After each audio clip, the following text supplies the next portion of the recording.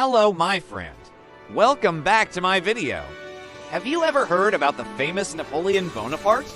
So, today I'm going to tell you about Napoleon's Defiant Coronation. Napoleon Bonaparte, a name heard so often in history yet known so little about. A great military leader who rose to prominence and was Emperor of France from 1804 until 1814.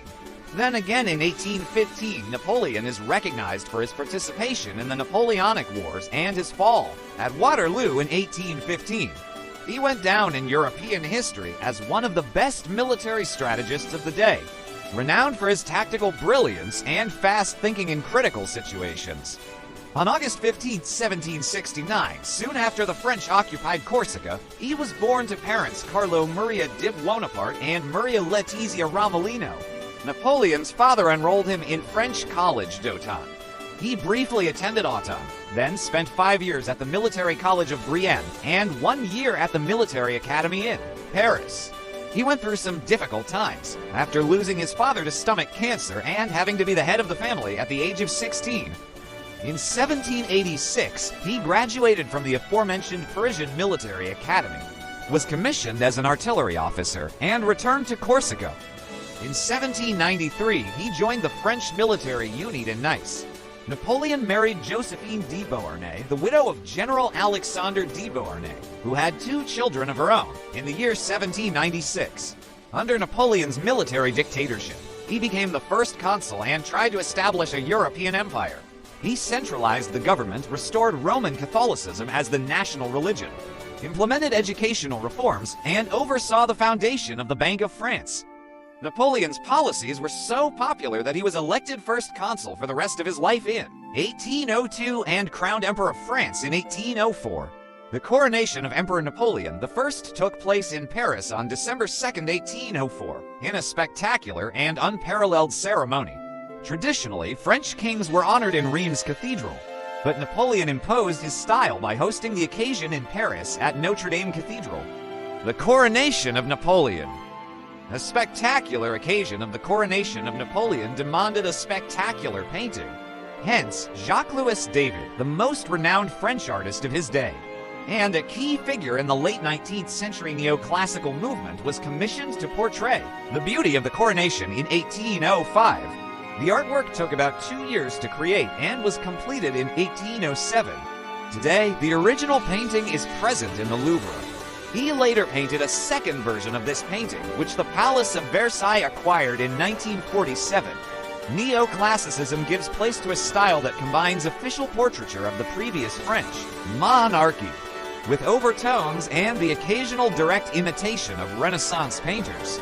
The classical art and civilization of ancient Greece and Rome inspired neoclassical painting.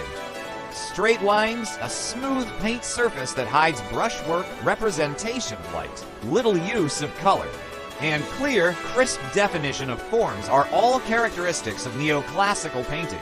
Napoleon's coronation through the medium of art, this artwork depicts a journey, a story, and anecdotes. The beauty of the painting. The stunning use of colors, reds, yellows, greens, and neutrals creates a wonderful color blend.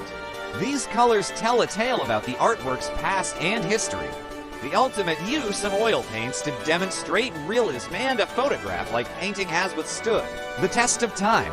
This work depicts the grandness, eloquence, beautification, and minute nuances that exhibit intricacy and culture. Elements of the painting.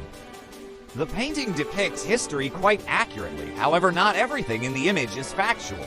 Several elements are modified in Napoleon's favor. It is both a historical testimony and a work of fiction. For instance, after a family feud, the emperor's mother, Letizia Bonaparte, declined to attend the event. She is still visible in the image and even sits on the stands in the center of it. Napoleon's older brother, Joseph Bonaparte, did not attend due to an argument with Napoleon. In his absence, he was added as the first figure from the left in the front of this artwork. On the second level of the gallery, Jacques-Louis David has depicted himself, accompanied by his family, working on a rough sketch of his masterpiece. Pope Pius VII is seated on Napoleon's right. He blesses the coronation, but is forced to participate by Napoleon. Napoleon stands, adorned in coronation robes reminiscent of Roman emperors, as the center of attention. In the painting, originally, David portrayed Napoleon placing the crown on his own head. A void emerged between the back of the emperor's head and the Pope's when he changed his subject. As a result, David added a head of Julius Caesar inspired by a sculpture in the Louvre. He then depicted the moment when the emperor crowned his wife, Josephine.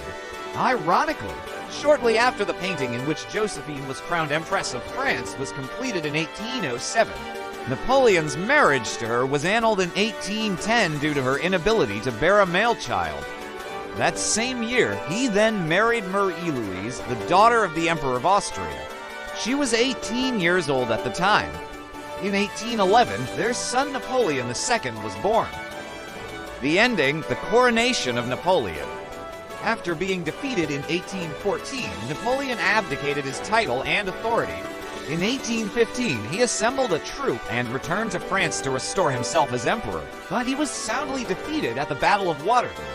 He was exiled to the remote island of St. Helena.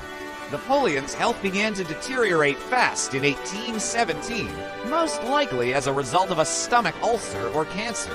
By the spring of 1821, he was confined to his bed, where he died at the age of 51.